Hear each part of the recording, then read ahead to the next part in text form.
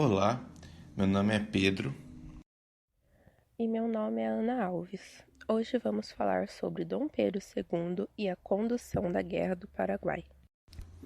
A Guerra do Paraguai foi um conflito entre o Paraguai e a Tríplice Aliança, formada pelo Uruguai, Argentina e Império do Brasil. Ela durou 6 anos, começou em dezembro de 1864 e terminou em março de 1870. Para compreendermos essa batalha é preciso, primeiro, conhecer seus antecedentes.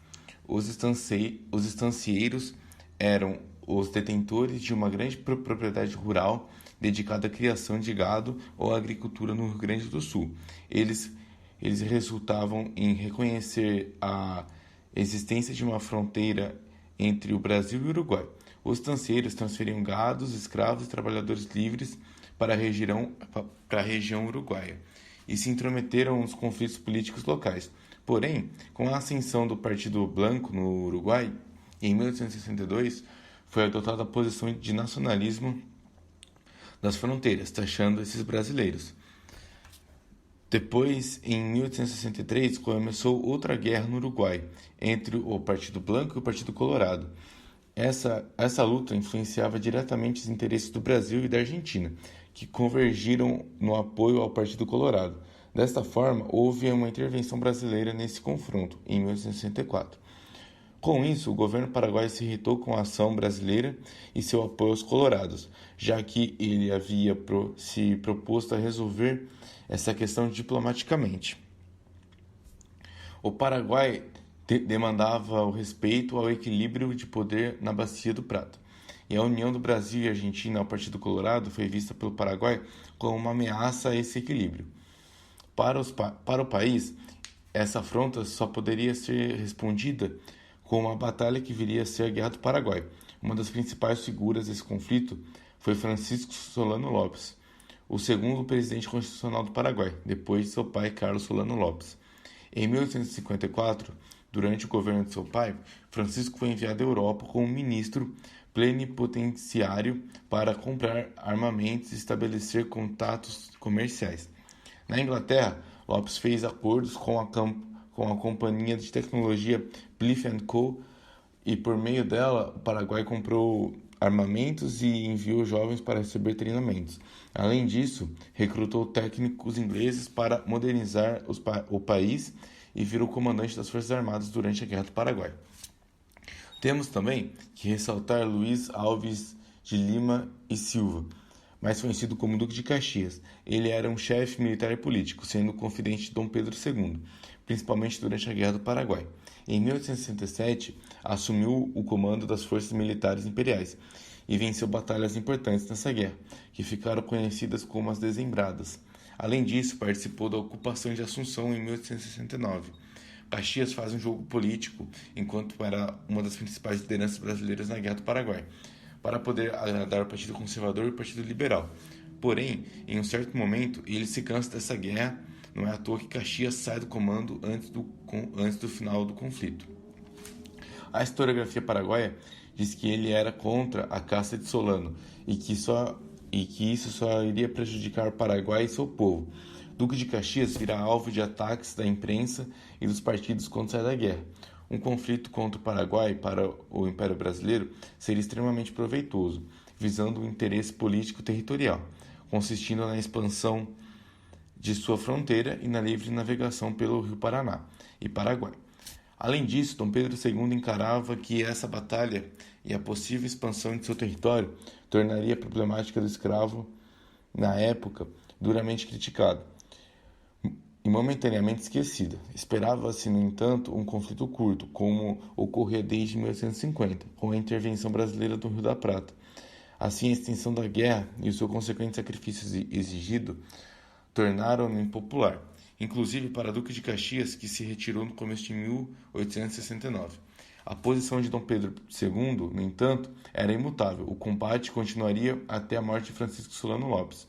O imperador brasileiro, portanto, seria o responsável pelo prolongamento da Guerra do Paraguai.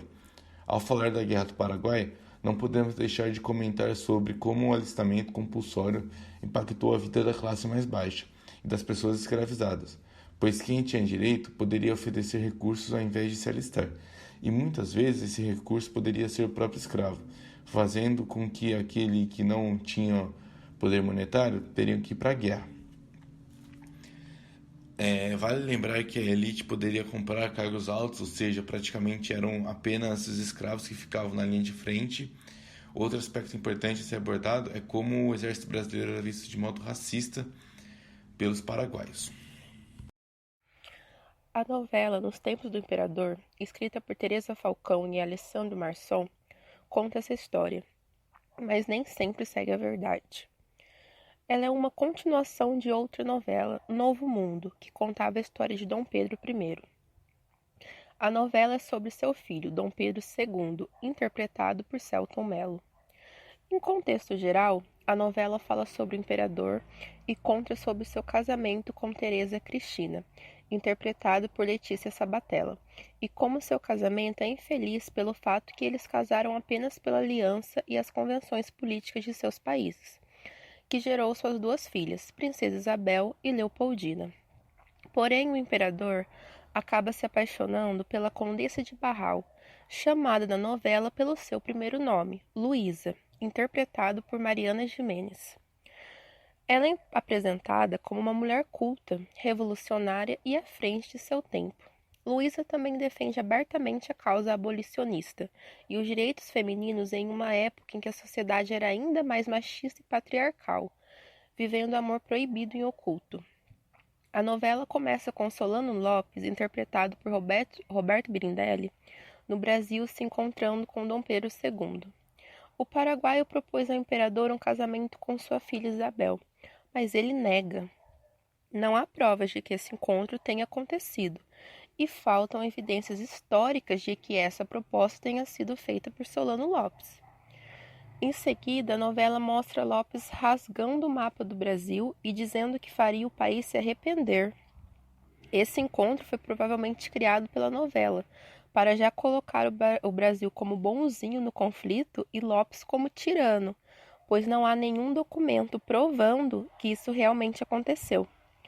A fala de Dom Pedro, o Brasil nunca se renderá a um ditador, na novela pode ser vista hoje como um erro histórico, pois o país já foi comandado por vários líderes autoritários do próprio Brasil. Em conversa com a Condessa de Barral, Dom Pedro II conta que Solano Lopes distribuiu armas para a população, crianças, mulheres e idosos. Porém, sabe-se que o Paraguai levou à guerra um exército de dimensão nacional, com recrutamento universal e uma liderança de Lopes. A Condessa responde dizendo que vai rezar para que a guerra dure somente o tempo que precisar. Porém, sabemos que Lopes recuou em 1867 e foi o Brasil que estendeu a guerra por mais 3 anos na caçada e morte de Lopes. Na novela, quando o imperador anuncia que irá se alistar, Duque de Caxias o alerta sobre sua falta de treinamento militar. Além disso, o Duque também pede ajuda à Condessa de Barral para fazer com que Dom Pedro desista dessa ideia, o que leva a uma discussão entre os amantes. Durante a novela, conseguimos ver por diversas vezes o imperador e a imperatriz atrás de Duque de Caxias, por conselhos referentes à vida amorosa. Mas, como vimos antes, Caxias era um chefe militar e político. Consequentemente, a vida romântica do imperador seria de pouco interesse do duque. Porém, o Conselho de Ministros permitiu que o imperador fosse à guerra como comandante em chefe. Assim, eles partem para a batalha com o exército brasileiro, mas lá Dom Pedro é sequestrado. Na historiografia, o exército brasileiro estava completamente despreparado para esse conflito, não possuindo recurso bélico e nem mesmo um corpo militar numeroso e instruído. Nesse contexto, o imperador, com uma manifestação essencialmente patriótica e nacionalista, convocou um recrutamento voluntário, os voluntários da pátria. Dom Pedro II realmente conversou com o Duque de Caxias e seus ministros sobre seu alistamento, porém, a princípio, não obteve nenhum suporte, mas ameaçando sua abdicação, conseguiu o consentimento desejado. O imperador então partiu para Uruguaiana, apresentando-se como o primeiro voluntário da pátria, porém ele nunca foi sequestrado. A partir dessas comparações, é possível concluir que a novela desvia sua narrativa dos acontecimentos históricos a fim de criar uma maior dramaticidade, algo comum em produtos midiáticos baseados em fatos históricos.